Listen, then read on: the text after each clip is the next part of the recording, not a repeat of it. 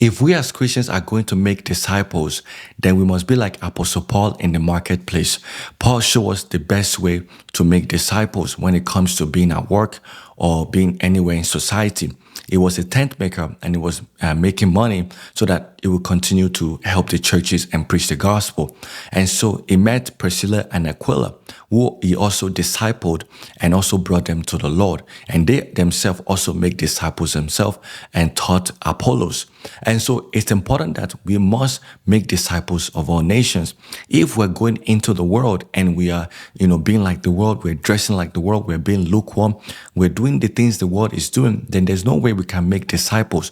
We're going to be like them. And so it's very critical that we must repent of such things and make sure that we practice holiness. When we practice holiness and we desire the things of God instead of the things of the world, then we are able to influence the world.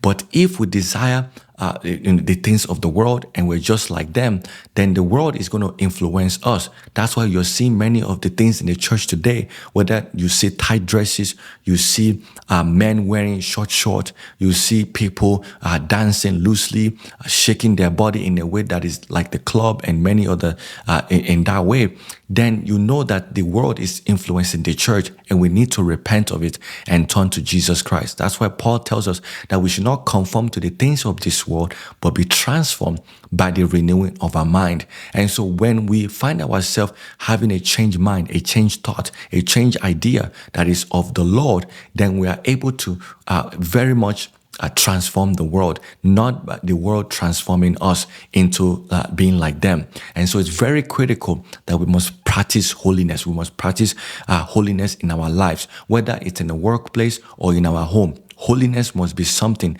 that we practice each and every day. That's why Paul even mentioned to us that he says we should leave the things that is of the world. We should come out from among them, be separated, and find ourselves not touching the unclean things. That means that even when we are in the world, we are children of God. We are practicing holiness. So we are influencing the world, not the world influencing us. So it's very important that we must practice holiness in our lives and making sure that we are being an example to the world by acting properly, by dressing modestly, but our character embodying the things of Christ, not the things of the world. So I want to encourage you, if you are in your workplace, not preaching the gospel, not preaching the truth, not being like Apostle Paul in the workplace, it's important for you to repent. Go back to the Lord, be bold and practice your faith. Take care and God bless you.